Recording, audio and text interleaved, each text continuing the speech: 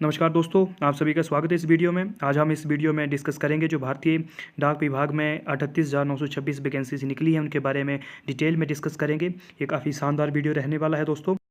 ये वीडियो सभी के लिए खास है जिन्होंने फॉर्म भर दिया या जो अभी फॉर्म भरने के बारे में सोच रहे हैं, क्योंकि इस वीडियो में हम पूरी डिटेल डिस्कस करेंगे कि आपका रिजल्ट कब तक आएगा, कट ऑफ क्या रहेगी, आपका सिलेक्शन कितने परसेंटेज में हो सकता है और आपको सैलरी और जो आपकी जॉब प्रोफाइल है, वर्क प्रोफाइल आपका वो क्या रहेगा, इसमें पूरी डिटेल हम डिस्कस करेंगे। दोस्तों सबसे पहली बात, जिन्होंने अभी तक फॉर्म नहीं भरा है वो फॉर्म भर सकते हैं। अभी उनके पास 2-3 दिन बचे हुए हैं। 5 जून इसकी लास्ट डेट है। तो इंडिया पोस्ट GDSonline.gov.in की साइट पे विजिट करके अपना फॉर्म भर सकते हैं। दोस्तों वीडियो को लाइक और शेयर करें ताकि जो लोग बच गए उन तक वीडियो पहुंच सके और वो भी अपना फॉर्म भर सके। दोस्तों आप चैनल को सब्सक्राइब भी कर सकते हैं ताकि इस तरह की डिटेल वीडियो की नोटिफिकेशन आप तक पहुंच सके। चलिए दोस्तों शुरू करते हैं आज की वीडियो और देखते हैं कि रिज़ल्ट के आने की संभावना कब तक है।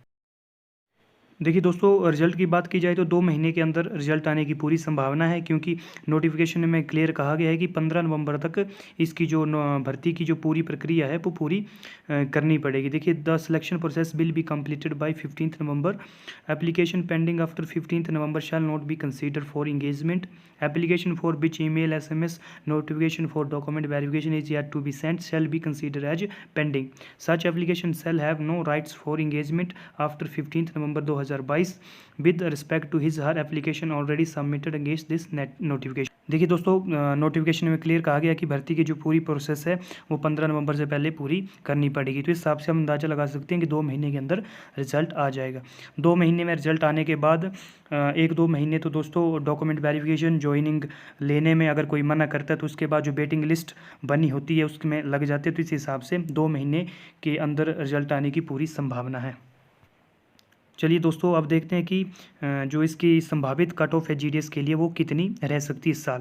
दोस्तों अगर बात की जाए 2018 से, क्योंकि 2018 में पहली बार GDS के लिए ऑनलाइन भर्ती हुई थी, तो उस समय जो कट ऑफ रही थी वो 70 से लेके 85 के बीच में, जर्नल से ST के बीच में रही थी। ST का 70% और जर्नल में 80 तक की भी कट ऑफ लगी थी।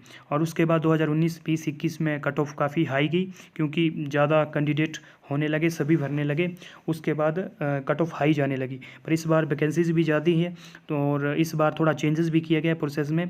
पहले ऐसा होता था कि आपके पास 20 ऑप्शन होते थे भरने के लिए। एक आप जैसे यूपी में भर दिया, दूसरा दिल्ली में भर दिया, तीसरा आप हिमाचल में भर सकते थे। इस बार ऐसा नहीं है, आपको एक ही डिवीज़न इस बार सेलेक्ट करना है। जैसे आपने अगर कोई एक सर्कल सेलेक्ट किया है तो उसमें ही आपने वैकेंसीज भरनी है। तो इस बार इस वजह से भी थोड़ी मेरिट कम जा सकती है, उतनी कम नहीं जाएगी हालांकि, पर थोड़ी कम जा सकती है। जो पिछले सालों के इसके रुझान रहे हैं, पिछले सालों में जो उसकी कट ऑफ रही है उससे नीचे रह सकती है। तो इस बार अगर जर्नल की बात की जाए तो जर्नल में 82 से 84 के बीच में कट ऑफ वेरी कर सकती है। इसमें 1-2 नंबर प्लस या माइनस ऊपर नीचे हो सकते हैं। अगर EWS की बात की जाए तो इसमें 80 से 82 के बीच में कट ऑफ वेरी कर सकती है। अगर OBC की बात की जाए तो 80 से 82 के बीच में इसकी कट ऑफ रह सकती है। बात SC कैटेगरी की जाए तो 76 से 80 के बीच में वेरी कर सकती है कट ऑफ। और ST की बात की जाए तो 75 से लेकर 78 तक इसकी जो कट ऑफ है जा सकती है। दोस्तों एक संभावित कट ऑफ है, क्योंकि इस बार वैकेंसीज बहुत ज़्यादा है और थोड़ी चेंजेस भी की गई है इसकी प्रोसेस में, तो इस वजह से थोड़ा कट ऑफ लो रहने की आशंका है। पर कट ऑफ हाई भी जा सकती है, प्लस 1-2 नंबर या 3-4 नंबर भी आगे पीछे जा सकती है। दोस्तों हम चाहते हैं कि आप सभी का सिलेक्शन हो जाए और सिलेक्शन होने के बाद आपका जो वर्क प्रोफाइल है, जॉब प्रोफाइल है, वो क्या रहेगी, आपको क्या क्या काम करने पड़ सकते हैं, तो इसके बारे में थोड़ा सा डिस्कस कर लेते हैं। उसके बारे में थोड़ी सी जानकारी हम आपको दे देते हैं। देखिए दोस्तों, सबसे पहले हम ब्रांच पोस्ट मास्टर यानी कि BPM का जो प्रोफाइल देखते हैं कि आपका अगर सिलेक्शन BPM में होता है तो आपको क्या क्या काम करने पड़ सकते हैं। देखिए सबसे पहले carrying out transaction offline and online off branch post office and India post payment banks using the hand held device, mobile device या स्मार्टफोन। देखिए आपको सबसे पहले डिवाइस या मोबाइल जो भी आपको उपलब्ध होगा उस समय, उसके द्वारा आपको ट्रांजैक्शन करनी है, डिपॉजिट और विड्रॉल करना है पैसों का जो उस ब्रांच ऑफिस में आपके अकाउंट्स होंगे उनका। और दूसरा देखा जाए तो आपका marketing of postal product and service, ये आपकी जो भारतीय डाक अपने कस्टमर को सेवाएं दे रहा है, जितने भी उनके पास प्रोडक्ट और सर्विसेज हैं उनका प्रचार भी आपको करना है। देखिए दोस्तों, इसके साथ साथ आपको जो ऑफिस का रिकॉर्ड है उसको सुरक्षित रखने की जिम्मेदारी होगी, और जो आपकी ब्रांच है उसकी ओवरऑल रिस्पॉन्सिबिलिटी भी आपके ऊपर होगी कि ऑफिस में काम कैसे चला है, मेल डिलीवरी की फंक्शनिंग अच्छे से चल रही है या नहीं चल रही है। और ऐसा भी हो सकता है कि कई बार आपको ABPM का काम भी करना पड़े, और अन्य कोई भी काम जैसे जो आपको IPO या आपके जो डिवीज़न हेड है उनके द्वारा बताया जाता है वह कार्य भी आपको करना पड़ेगा। देखिए दोस्तों, अगर बात assistant branch post master ABPM के जो प्रोफाइल की जाए तो उन्हें सबसे पहले स्टैम्प्स की बिक्री करनी पड़ेगी, और जो डाक है डाक को लाना पड़ेगा, और डाक की जो डिलीवरी है वो भी काम ABPM का होगा। और उसके बाद देखा जाए तो ABPM को BPM के साथ हेल्प भी करनी है, उन्हें जो उनकी डिवाइस है जो ट्रांजेक्शन वो करेंगे उनके साथ काउंटर में उनकी हेल्प करनी है। और उसके बाद जो पोस्ट ऑफिस के प्रोडक्ट और सर्विस है उनकी मार्केटिंग का काम भी ABPM कर सकते हैं। और ABPM को उसके बाद BPM का अगर कहीं उन्हें आदेश आता है कि BPM का काम करना है तो BPM का काम भी उन्हें करना पड़ सकता है। और अन्य कोई भी काम जो उनको IPO या ASP या SP के द्वारा उन्हें दिया जाता है वो कार्य भी उनको करना पड़ेगा। दोस्तों, अब डाक सेवक के जॉब प्रोफाइल के बारे में बात कर लेते हैं। सबसे बड़ी बात देखिए दोस्तों, जो डाक सेवक है उन्हें ब्रांच पोस्ट ऑफिस में नहीं लगाया जाएगा, उन्हें सब पोस्ट ऑफिस या हेड पोस्ट ऑफिस में ज्वाइन करवाया जाएगा। और देखा जाए उनका कार्य तो उनको सबसे पहले सेल्स ऑफ स्टैम्प्स मतलब स्टैम्प की सेल करनी पड़ेगी। जो डाक की डिलीवरी है उसका कार्य भी इनके द्वारा किया जा सकता है। और जो डाक सेवक है उन्हें रेलवे मेल सर्विस के सॉर्टिंग ऑफिस में भी लगाया जा सकता है। और जो मेल ऑफिस और जो बिजनेस ऑफिस होते हैं वहाँ पे डाक के रिसीव करने मतलब डाक प्राप्त करने और जो डाक को डिस्पैच करने का काम भी डाक सेवक के द्वारा किया जा सकता है।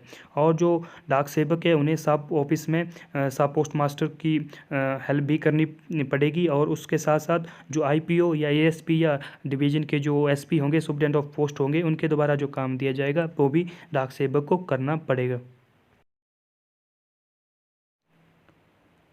चलिए दोस्तों, अब बात कर लेते हैं कि आपको कितनी सैलरी मिलेगी, स्टार्टिंग सैलरी आपकी कितनी होगी। देखिए, अगर बात BPM की जाए तो BPM को 12,000 रुपये बेसिक और 34% DA इस टाइम चल रहा है, तो 34% DA के हिसाब से 16,080 रुपये आपकी पर मंथ जो नेट सैलरी वो बन जाएगी। लगभग 16,000 से प्लस आपकी सैलरी बन जाएगी।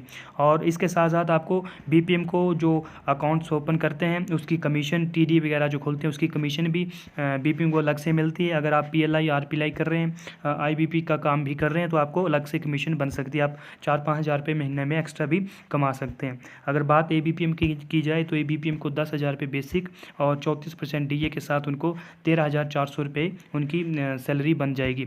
मिनिमम लगभग स्टार्टिंग सैलरी ABPM की 13,400 से शुरू हो जाएगी। ABPM को भी अगर वो RPLI PLI का काम करते हैं, IBP का काम करते हैं तो उन्हें भी अलग से कमीशन इसके सैलरी से अलावा कमीशन मिल सकती है।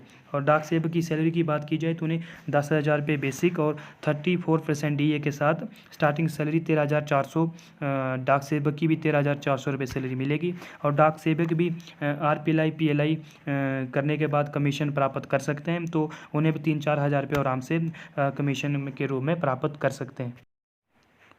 देखिए दोस्तों, बात की जाए सैलरी के बाद प्रमोशन की, तो GDS को कौन कौन सी प्रमोशन मिल सकती है इसके बारे में देखते हैं। देखिए, 3 साल की सर्विस के बाद आपको MTS बनने का मौका मिलेगा। आपका एग्ज़ाम होगा 3 साल के बाद, आप एग्ज़ाम दे सकते हैं तो आप उसके बाद MTS बन सकते हैं। देखिए, इसका सबसे बड़ा फ़ायदा यह होगा कि आपको बाहर ओपन कंपटीशन नहीं करना पड़ेगा। जो डिपार्टमेंट में आपके साथ बंदे होंगे उनके साथ ही आपने एग्ज़ाम देना है और उसको पास करके आप MTS बन सकते हैं। देखिए, 5 साल की अगर आपकी सर्विस हो जाती है तो आपको 2 प्रमोशन लेने का मौका मिल सकता है। एक आप पोस्टमैन या मेल गार्ड बन सकते हैं 5 साल की सर्विस के बाद, और एक बन सकते हैं पोस्टल असिस्टेंट और सॉर्टिंग असिस्टेंट 5 साल की सर्विस के बाद।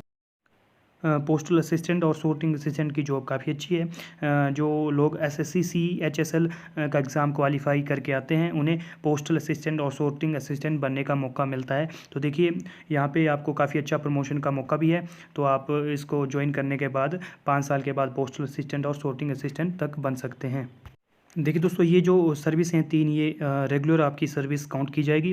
पर इसके अलावा भी एक और प्रमोशन आप ले सकते हैं। अभी रिसेंटली जो इंडियन पोस्ट पेमेंट बैंक है वो भी GDS से एग्जीक्यूटिव की वैकेंसी निकालता है। उसमें भी आप 2 साल की सर्विस के बाद एग्जीक्यूटिव की प्रमोशन के लिए एलिजिबल हो जाते हैं। इसमें आपकी जो सैलरी रहेगी वो 30,000 प्लस आपकी सैलरी रहेगी। पर इसमें आपका जो कॉन्ट्रैक्ट है वो 2 साल बाद रिन्यू होता है।